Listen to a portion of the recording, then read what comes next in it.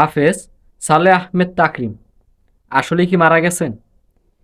এই তথ্যটি পাওয়ার পর আমি বিভিন্ন ওয়েবসাইটে এবং বিভিন্ন জায়গায় খোঁজাখুঁজি শুরু করলাম যে আসলেই উনি মারা গেছেন কিনা, ঘটনাটি কতটুকু সত্য। আসলে এটা আবারও প্রমাণিত হলো, আমরা হুজুগে মাতাল গুজবে বাঙালি।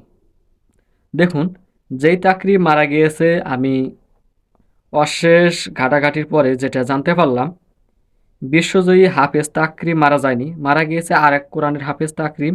আমরা যাকে চিনি তার নাম হাফেজ সালেহ আহমেদ তাকরিম, আর যে মারা গেছে সে হাফেজ তাকরিম শেখ। এই তাকরিম ছিল জামিয়া সভ্যশান্ত এক বিনয়ী মেধাবী ছাত্র। বিফাকুল মাদারিসিল আরাবিয়া ঢাকা বোর্ডের কৃতি শিক্ষার্থী।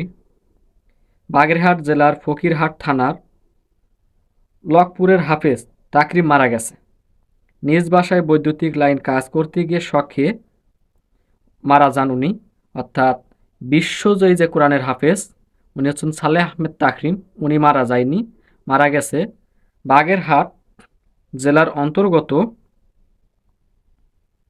ফকিরহাট থানার তাকরিম। উনিও কোরআনের হাফেজ। এই কারণেই দেখা গেছে এখানে কিছু অসাধু ভিউ ব্যবসায়ী আছেন, যে ভিউ বেশি হওয়ার কারণে গুজব রটানোর চেষ্টা করতেছেন। আর যেই হাফেজ মারা গিয়েছেন, ওনাকে আল্লাহ তাআলা জান্নাতুল ফেরদৌস দান করুন, আমিন।